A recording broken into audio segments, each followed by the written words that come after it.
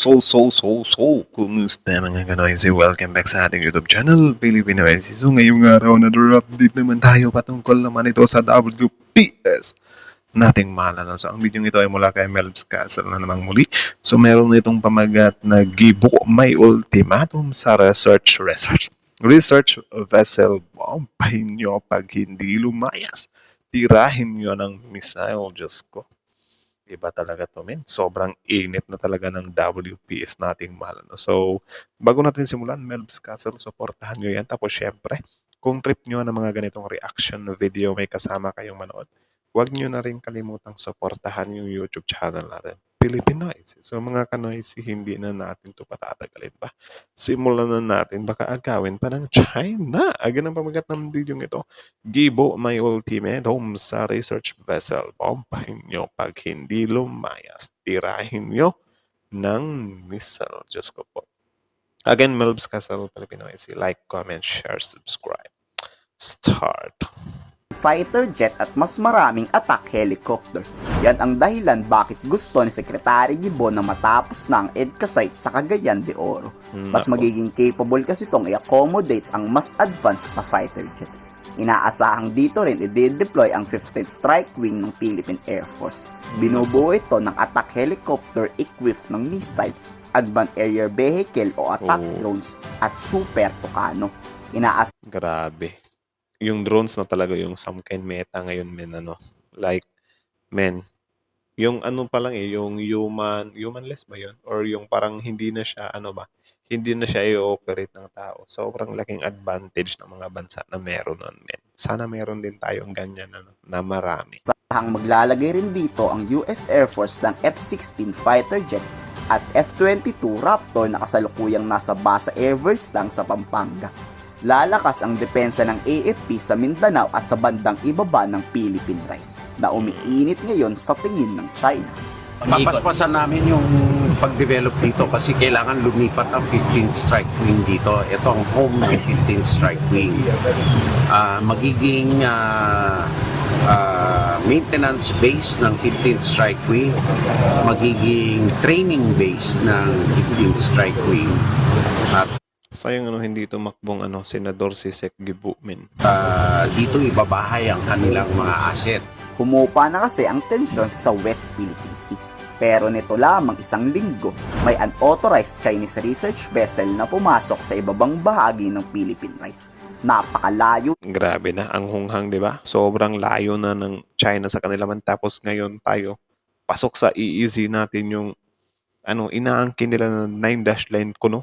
Tapos pumupunta sila dito sa kabila na wala na talaga silang like hindi na talaga abot ng 9-dash line nila.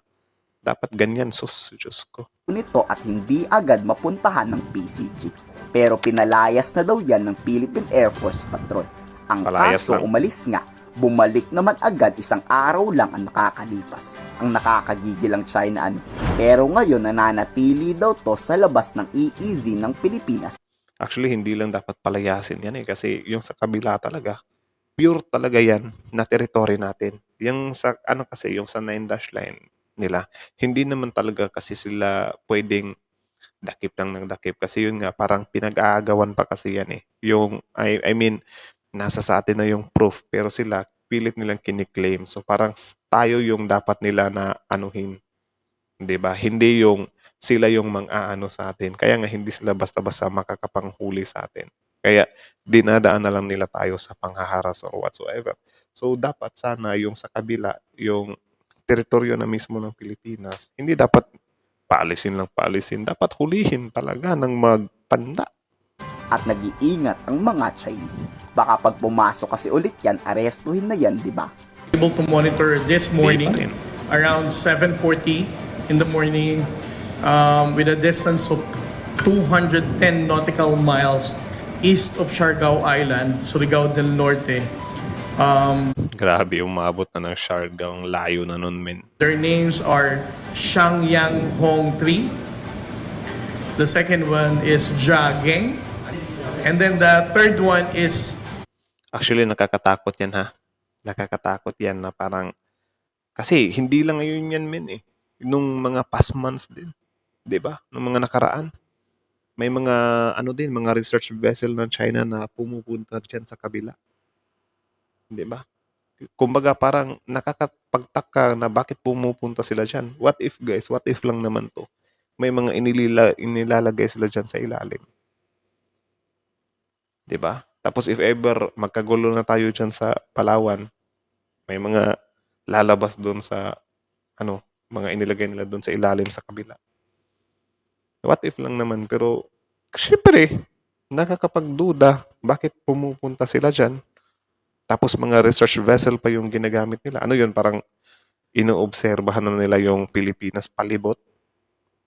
Kasi para kapag nandiyan na sila sa Palawan, alam din nila kung paano tayo nila atakihin doon sa kabila.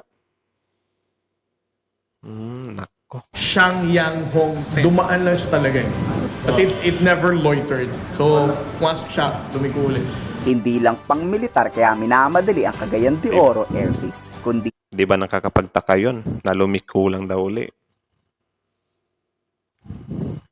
Baka may escort na submarine yan. Wala, good luck talaga sa atin. pang warehouse daw ng US Air Force. Hindi naman sinabi ni Secretary Gibo kung pwede ditong mag-imbak ng mga missile at mga pampasabog. Pero syempre hindi yan babanggitin. Dito sinabi lang na for humanitarian assistance pag may mga bagyo. Sa kabilang side naman, may EDCA side for warehouse for humanitarian assistance and disaster response. Pati rampa, para sa ganon, makapreposition ang US ng kagamitan para sa disaster response. At madali na lang ang pagkuha ng goods pag kailangan. Dapat kung papasok ulit at hindi matatakot sa warning ng Philippine Air Force, mapipilitan talagang arestuhin niya ng Philippine Coast Guard. Arestuhin na, wala nang warning-warning kapag nandito na sila sa kabila. Nagpadala na kasi ng barko ang PCG para akyatin yan pag nanggulo. Kayo, anong masasabi nyo sa balak Secretary Gibong mag-deploy pa ng mas maraming US Air Force fighter jet? Ikomento sa baba niyong salog. So, yun lang naman. So, 8, 9. So, again, Melbs Castle, supportahan nyo yan. Tapos, syempre, content nyo ng mga ganito reaction video. May kasama kayo manood. Huwag nyo rin kalimutang supportahan yung YouTube channel natin. Before you leave on our YouTube channel, like, comment, share, subscribe. Pilipinas yan. So, original video link in the description box below. Melbs Castle. So, subscribe. So, kita nyo naman yun. Yung mga research vessel ng China. Hindi dapat yan binibigyan ng ultimatum eh. Dapat kapag nakita natin may nandyan sila. Research vessel kasi, mas nakakapanduda siya. 'Di ba? Mas nakakapanduda siya. Kung ano ba, iniimbestigahan nila yung dagat natin, gaano kalalim, or saan sila dadaan, something like that ba? Ilang araw nila maabot yung likod ng Pilipinas, ilang araw nila mapapalibutan yung Pilipinas. 'Di ba? Posibleng mga ganun kasi. Tayo kasi, kapag hindi, lumibot talaga, Bisaya talaga, no? Lumiko lang naman. Ganon. Mas nakakapanduda yun. Bakit naman sila pupunta dyan tapos liliko agad? Ano yun? Parang nag-uubos lang sila ng krudo. 'Di ba? Grabe. Yung China, nandito sila sa 9-dash line kuno nila. Kapag lumalampas tayo, hindi naman talaga tayo lumalampas kasi pasok pa sa EEZ natin. Winawater cannon tayo. Niraram tayo. Tapos kapag sila, nagagawi sila dun sa ibang parte ng Pilipinas, dun sa kabila, wala. Pinapaalis lang. Mas grabe nga yung violation nila dun eh. Kasi wala nang dapat pagtalunan pa dun. Sa atin na talaga yun. Biruin mo, umaabot pa sa may Siargao. Anak ng tokwa. Diba? Dapat mag-ingat talaga tayo, lalo pa ngayon. 'Di ba? Hindi natin alam. Sasamantalahin ng China yung yung gulo ng politika natin. 'Di ba? So dapat kapag ganyan may nakita tayo ng mga kahina-hinala, automatic dapat akyatin or imbestigahan agad, hindi pwede yung alis kayo. 'Di ba? Dapat imbestigahan talaga yan, min. Mahirap yung ganyan, magugulat na lang tayo pagdating ng araw. Oh, bakit parang tong China? Bakit parang tawag dyan, bakit parang kabisado nila tong kabilang parte ng Pilipinas? Paano hindi makakabisado? May mga nilalagay silang research vessel dyan. Diba? Iniimbestigahan nila yung lugar na yan.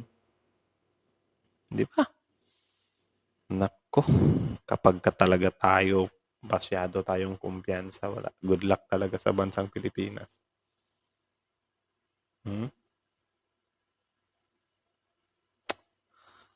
Ay, nako.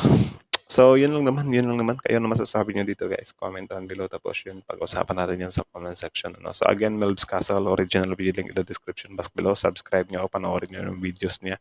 Tapos yun, Filipinoises. So, our YouTube channel, like, comment, share, subscribe. Filipinoises.